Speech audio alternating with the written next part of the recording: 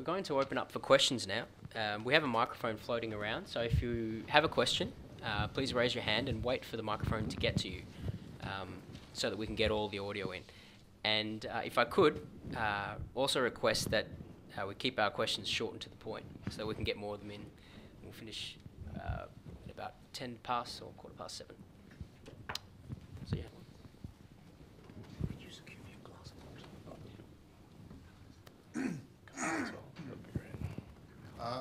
A question for all three speakers, and they don't all have to answer it. Thank you. Isn't the obvious solution to right now severely curtail Muslim immigration, what could have been done by the Howard government straight after 9/11? I'm happy to take that. I think the response to that question hinges on an empirical question. It is a matter of numbers. If one was absolutely certain that all individuals from a particular religious group or a particular ethnic group wanted to tear apart Australia's liberal democracy, then there would be a very good argument for not inviting those people into Australia because our liberal democracy is fundamental to us. However, it is very difficult, if not impossible, to make claims like that, particularly in the case of Muslims. It is absurd to argue that all Muslims coming to Australia hold views which are deeply at odds with liberal democracy. In actual fact, in all likelihood, the number of Muslims who hold those views would be a very, very, very small minority. It is not possible to know the exact number, but it would be a very small minority. I think that would now be counterproductive.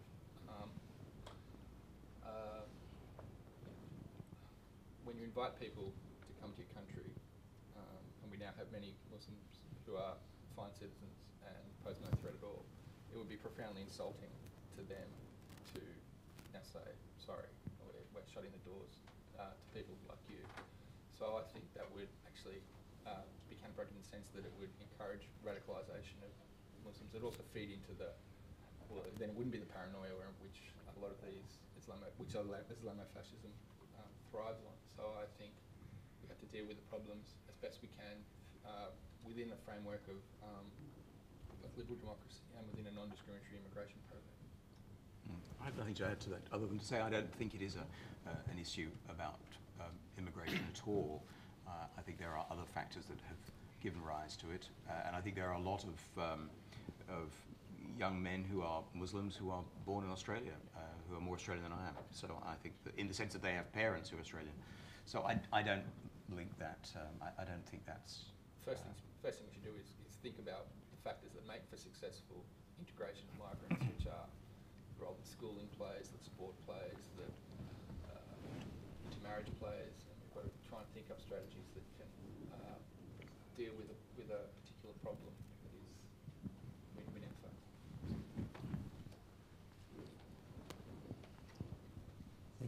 Thank you.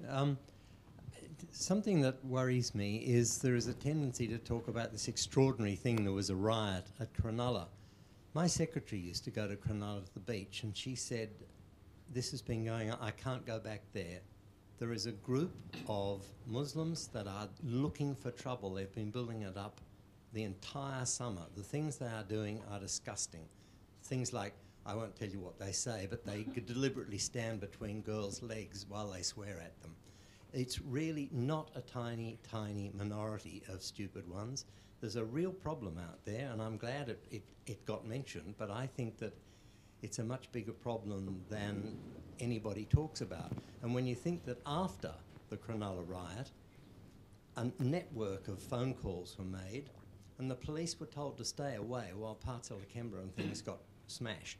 There's a very well organised, nasty group, and I don't quite know how the government's going to handle it, but our liberal democracy, as you call it, has got a real problem. I don't think you can afford to be too nice about what's going on. The law has not doing enough. Somebody's got to do something, because these people were born in Australia, as somebody mentioned. It's a disease that they've got, and I wish that other Muslims, the majority, would take a better stance at trying to control them. Because what's your question? Mess. Yep. I'll respond to that.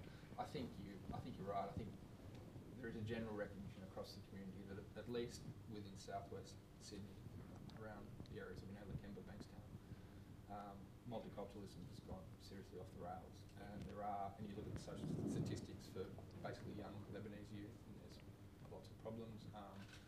There's all this antisocial behaviour that people are quite well aware of. While in my talk I was I was trying to make sure that old errors aren't repeated, so I was really attacking what Peter mentioned, what is termed hard multiculturalism, this idea that all cultures are relative and it doesn't matter if we don't have a core culture, that people should be allowed to do whatever they want.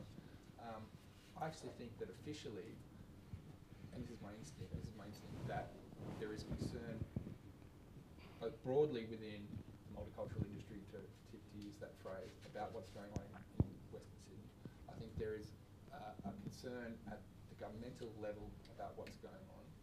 I think that is seen in the fact that we haven't seen the Labor Party, the federal Labor government, switch back to the sort of hard multicultural policies that we saw when the Keating government was in. So I think it's been a shift in rhetoric, a renewed focus on integration and a downplaying of diversity. And I think there are attempts now to try and address these problems, but they're very difficult, and I'm not sure what the appropriate strategies are.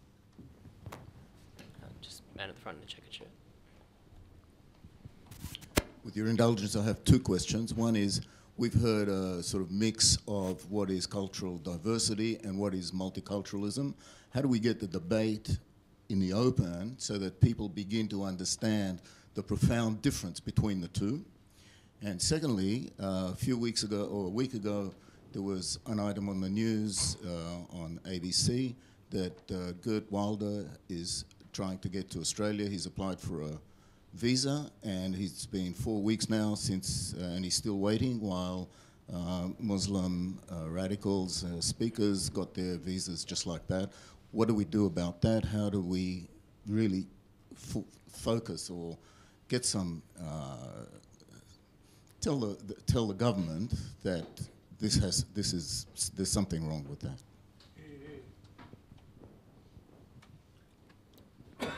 All right, I'll take that one.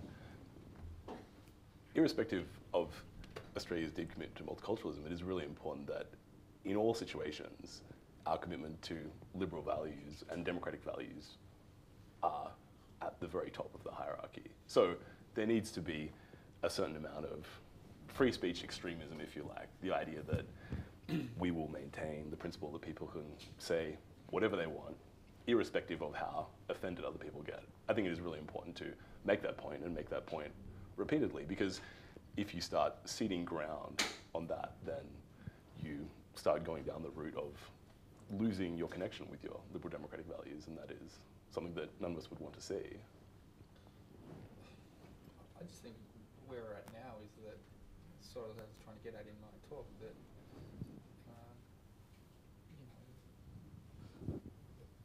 the rhetoric about diversity has sort of come home to roost, and we've now got diversity in a form that we don't, that is totally undesirable and totally incompatible with Australian values. So, and that's always been a tension within multiculturalism.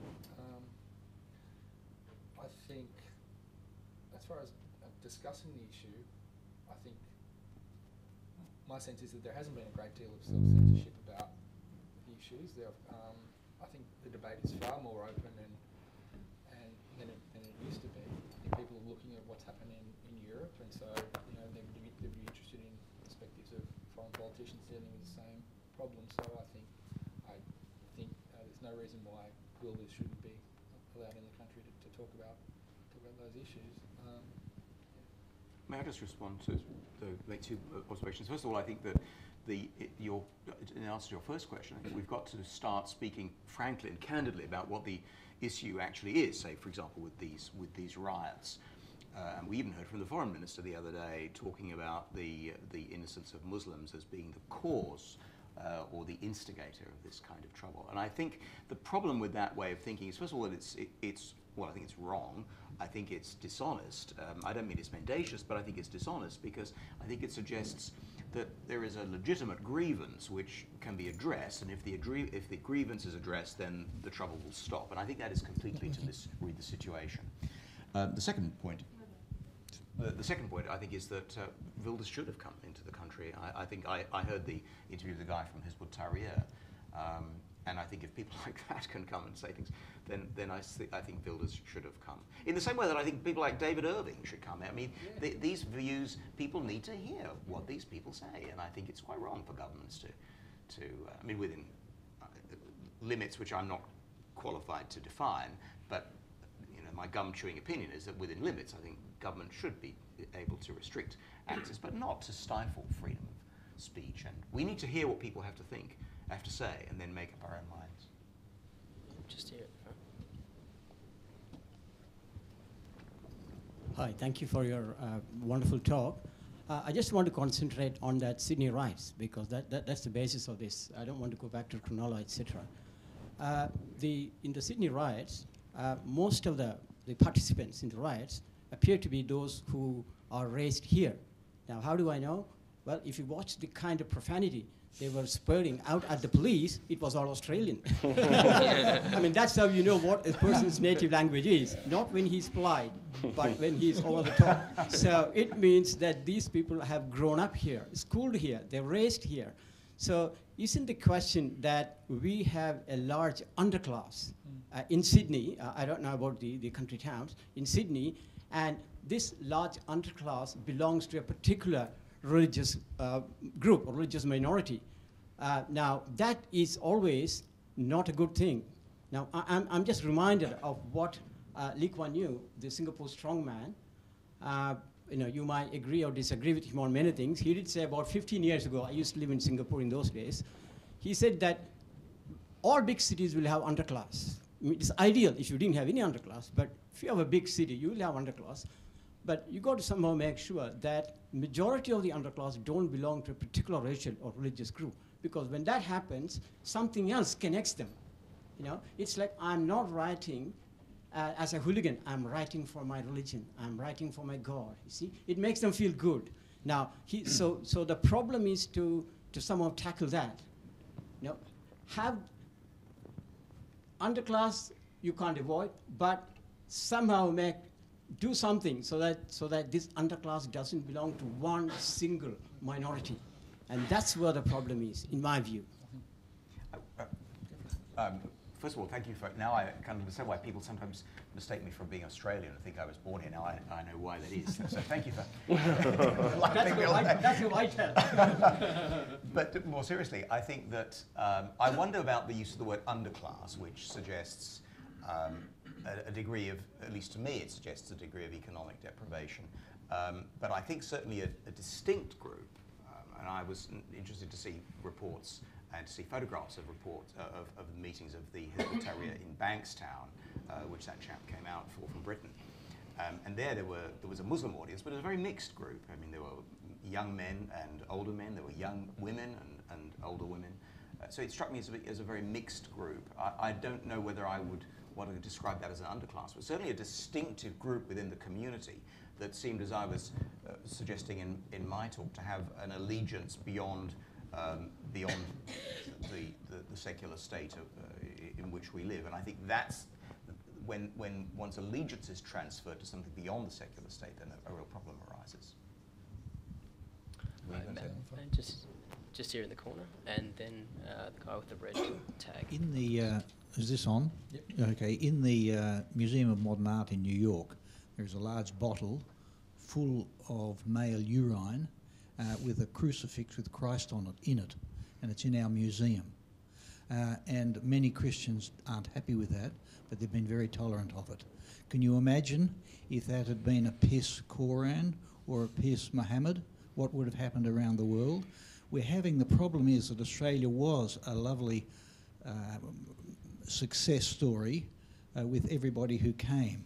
The last big lot, for example, the Vietnamese, they came as boat people, but many of the boat people, there will be about 20,000 this year, so the number is growing, and most of them, I would suggest, are Muslims, and 90% of them 5 years after they have been here don't speak English and don't have a job and are living on welfare.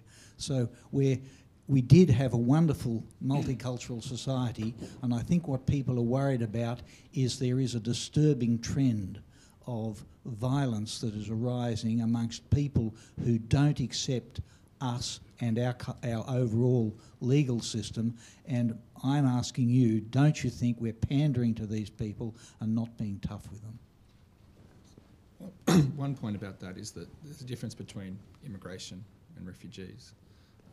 Most migrants are self-selecting. They tend to have get up and go. They have desires to improve their lot for their children. That's why they make the leap from their country of origin to a new country like Australia with all the challenges that must involve. With refugees, and the Lebanese who are the source of concern out in South West Sydney, they were refugees. They really didn't have a choice in coming to Australia.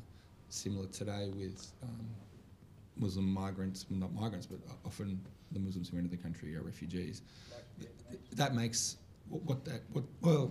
yeah, but it's back to the point that I was trying to make in my speech, that some cultures are different to others. Some cultures make it easier for people to integrate, and we've just got this problem now that we need to somehow find a solution to. And I don't think, as I said, to answer the first question, that closing the door is it's going to work. Well, as I said in my talk, I fear that may well happen, but I'm not sure what else you mean by pandering to them. We're not using the law as it's meant to be used to stop people who break the law. I'm not sure about that. That's what it is. On that issue, I think your underlying point is entirely well made, and that is that if people want to produce artistic products which are grossly offensive, they should be able to do that, and we should allow people to do that without fear or favour, because that goes to the heart of Australia as a liberal democracy. There should be no stepping back on that whatsoever. The point that we then are led to is how do we ensure that those liberal democratic values are shared by the vast majority of Australians? Because if there is a significant portion that rejects that, that will create significant problems for the functioning of Australia as a liberal democracy. It is really hard to inculcate values in that way, but there have been some proposals lately. Frank Lloyd, for example, said this, that there needs to be a greater emphasis on Australia's civic identity, if you like. The idea that Australianness is something which is rooted in tolerance, individual freedom, respect, democracy, etc. And there is perhaps some merit in that. It is unclear whether or not you would be able to produce concrete results by having people learn about Australia's democratic tradition, etc. But it may well be a route that we could go down. In the United States of America, for example, they have a much stronger sense of civic identity. People arrive there and they don't have a multicultural policy either. Well, I think that the idea of having a civic identity that centers on liberal democratic values is entirely consistent with having a multicultural policy, in that insofar as you insist on liberal democratic values, that means that multiculturalism flows out. But you don't need also a significant minority to cause absolute havoc. Have a look at 9/11. Not a very big majority there, 10 or 11 people. Right.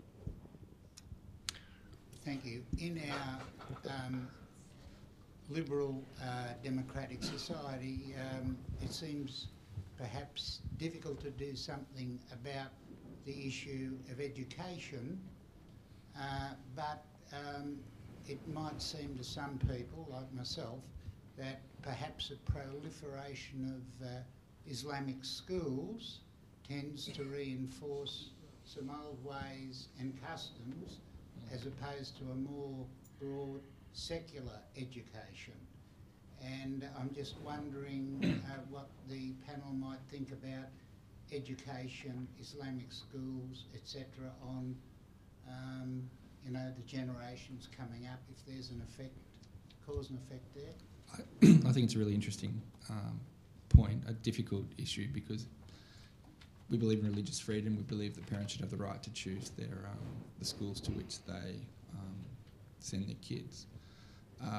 However, I would also hope now that the Islamic community, Muslim community, will start taking these issues very seriously, and perhaps realising that they do need to look at schooling and education as a place where people get socialised or integrated into Australian society, because basically, that's what's happened with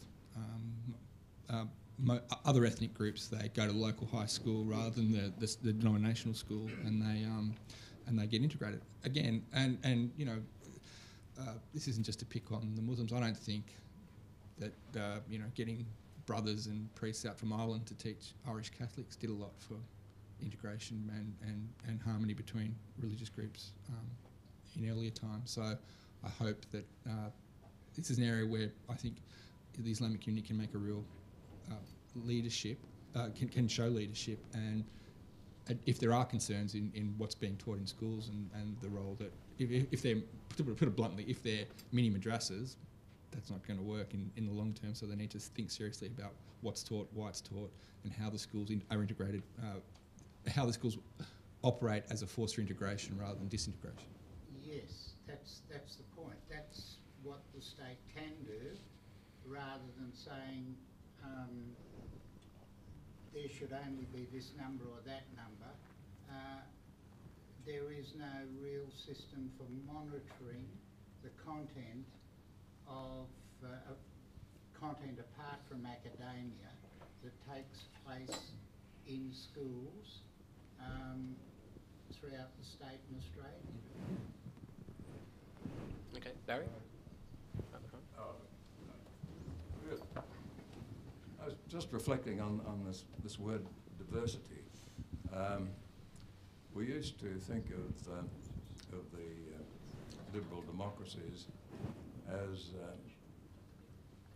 harbours of plurality or pluralism, where pluralism was seen as a multiplicity of various ways of life within what we thought of as a common culture, and which we've referred to here as liberal democratic values. And I think the word diversity entrenches the notion of separate cultures. It's a thought against the notion of a nation having at its core a common culture, the elements of which Ben has described. So there is some opposition between maintaining a common culture in that sense with plurality as against the idea of radical cultural diversity within that common culture, which seems to me to be a contradiction.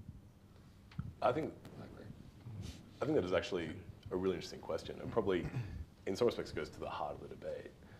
My initial thought would be that when we talk about cultural diversity as a positive thing, we are talking about cultural diversity within the limits of some kind of overarching set of liberal democratic values. So what we want is some kind of civic identity that draws everyone together. And if you conceive of that civic identity as being cultural in some respect, then we have, on one level, cultural homogeneity in that we all share these underlying values that structure our way of life. But then on top of that, you allow for a great deal of cultural diversity within the limits of those liberal democratic values. So I think it operates on two different levels. You want cultural homogeneity in terms of fundamental values for the society to function, but then beyond that you can have a great deal of cultural diversity, because if you have that cultural homogeneity within the liberal democratic values, then out of that comes cultural diversity. What do you think about if you're the state and you're going to go about enforcing that sort of homogeneity? What implications would that have on freedom, though? Forcing the liberal democratic consensus, if you like. I think it is probably impossible for the state to do that. But one point to make is that countries are not liberal and democratic by accident. A society is liberal and democratic because people are sensitized to liberal democratic values. You grow up in a society where you have parents, friends, etc., who inculcate you with those values. The schooling system inculcates you with those values. Your experience with society at large inculcates you with those values. So it is not so much a matter of the state imposing liberal democratic values as it is a matter of the state encouraging the growth of those values in a more subtle way. And I think that is why the proposal that there be a greater emphasis on Australia's civic identity and a greater emphasis on civics education is perhaps something that has merit, because you're able to encourage the development of those liberal democratic values without doing it in an onerous and aggressive way through state imposition. Can I just start by congratulating the CIS? I think by organising this discussion this evening, they're making a significant contribution to getting this troubled matter onto the public debate. And I don't think it's really on the public debate now. It's certainly not on the public debate in a free and easy way where people can express views. But the more we organise these sorts of functions, the better. The question is to Benjamin. In your argument for suggesting the near identity between liberal democracy and multiculturalism, you seem to be spelling multiculturalism with a small m only. Now, how do you feel when you equate, or you look at the equation between liberal democratic values and multiculturalism with a capital M, meaning government policy, extensive government policy on the matter? At least at this particular point in time, multiculturalism with a capital M is largely consistent with what I'm saying. The government's latest multicultural policy, which was released in 2011, the beginning of the year, was as much a document about the importance of democracy, the rule of law, liberal freedoms, and respect for legal and political processes, as it was a document arguing for the preservation of cultural diversity. So I think at this point in time, capital M multiculturalism has the balance right in that there is both an emphasis on the importance of allowing for a flourishing in diversity, as you should in a liberal society, but then also ensuring that this diversity is bounded by a respect for liberal democratic values and adherence to that tradition. So it seems fairly reasonable at this point in time. And the policy all sounds fine so long as you don't mention the riots, which is now the reality that we're facing, and so preaching the benefits of a policy which, on the extensive measure of integration or the problems in that community in South West Sydney, shows that the policy has failed. So so hard M big M multiculturalism, I think, has failed on any measure, and because in a sense it was always, I believe it was always destined to fail, because what really counts in terms of allowing the the diversity or plurality that we want in a liberal democratic society with a strong liberal democratic culture is a process of integration that's far more informal. It's about it's about how you work, where you work. It's about education. It's about sport. It's about all those things that make you Australian, for want of a better term. And something has gone terribly wrong, and preaching a hard M multicultural policy has now got the balance right is too late. It's too late, and the policy is not a good model based on what the outcome has been. By way of a right of reply, if I may, I think the underlying disagreement between us is fundamentally an empirical question. It is a question of the numbers. It is absurd to say that multiculturalism has failed if there is a minor example of conflict between different groups in society, because that is a far too strict test. Multiculturalism fails if there is widespread conflict, if there is widespread disconnect between different groups in society. And without having all of the empirical evidence, which none of us actually have, I suspect that is not the case now. There was a certain amount of civil disorder, but I do not think that that points to some kind of fundamental sickness. It's not just civil disorder. It's what I said in my talk, that it's not just the riots. It's the fact that there were these demonstrations which reflect a community attitude, which I agree with what Peter said, which is that it's a significant minority. And so I don't think we can just be, Pollyannaish about it and, well, let's wait for the social stats to come in 20 years' time, we'll know where we are. We sort of know where we are. We know that there's problems in that community. It's not just the riot is in a whole series of events dating back to Cronulla, to just what we know about the social statistics are in. That community is not integrated into mainstream Australian society. It's a problem. If we could go to the man in the vest and then the woman in the red shirt. Sorry, it's Jeffrey White. I would like to ask the three of you, whoever wants to answer it. This shock we've all had, out of this, can we be optimistic that the moderates in the Muslim community in southwest Sydney can really get cracking and turn the thing around themselves? I think we can be optimistic, Jeffrey, yes. I think that this came as a real shock to a lot of Muslims, and I think the Muslim community leaders who appeared in the media very quickly, very promptly after this, I think realised that there could be very grave implications for the well-being of what we might call ordinary Muslims, ordinary Australian Muslims. We're approaching, or I think we're at the 10th anniversary of the Bali bombings. It could not have come at a worse time in some ways for inflaming any latent anti-Muslim sentiment. So I'm optimistic that Muslim community leaders in Australia will know what kind of values appeal to people who want to live quiet and ordinary lives and go about their lives, and that they will seek to do their very best to stop this or to quell this. But having said that, I must just say I don't quite share the optimism, if I may say so, of my colleague Ben, because I think that there does need to be nonetheless a prevailing culture that to which people adhere and to which people feel an allegiance. And the problem with multiculturalism as such, as a philosophical concept, is that there is no prevailing culture. There is no dominant culture. All are equal. So I think that I'm optimistic, yes, but I think that it has to be done. It has to be reinforced by a commitment to a prevailing culture, however we want to define that. Could I just say one thing? Oh, we should. Oh, I'm so sorry. Sorry, she hasn't. She's been waiting a while, so I figured we'd get to everyone who wants to ask a question first before we start getting seconds.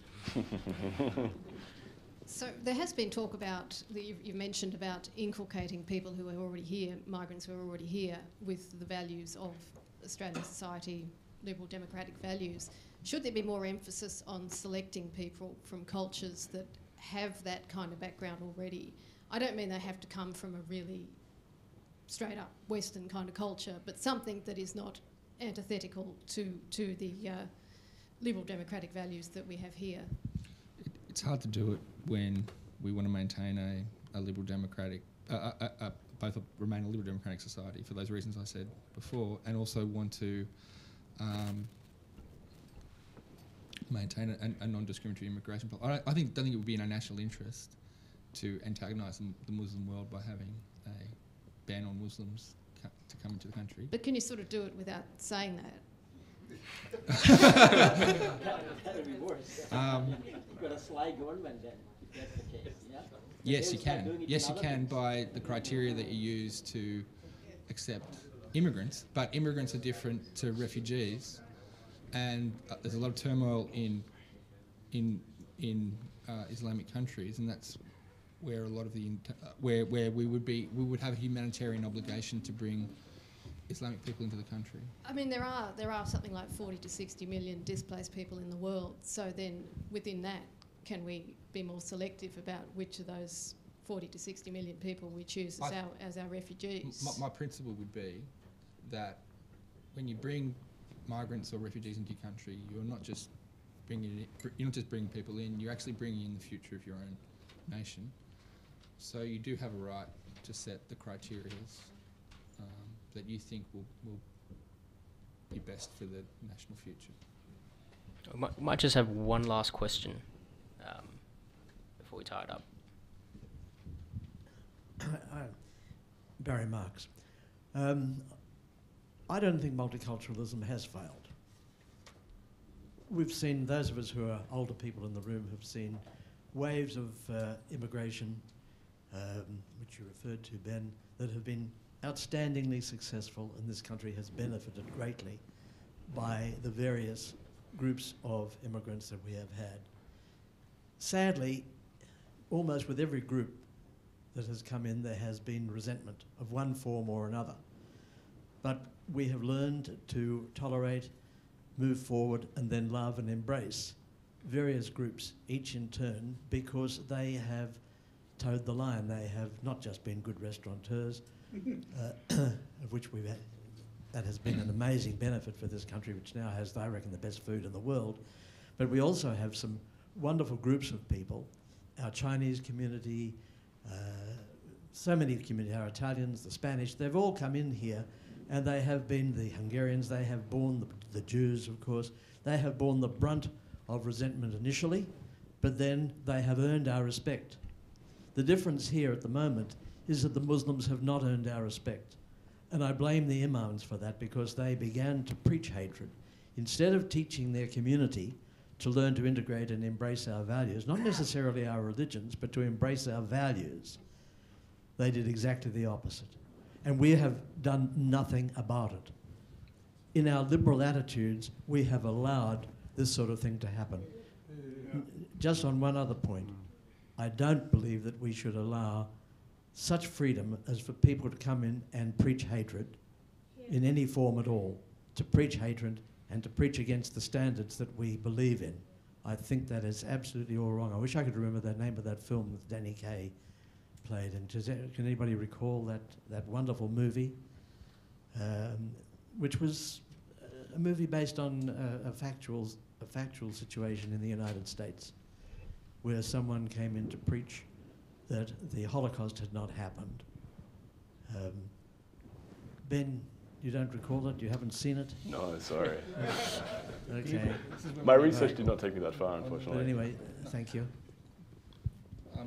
I think that's a really excellent way to put it. That they haven't earned, that some Muslim people haven't earned our respect as fellow citizens. I think it's a really telling way to put it. And there's one thing I'll quibble with, though. You know, we talk about it being a great, multiculturalism has been a success. Well, no, immigration has been a success under certain cultural, political, social conditions.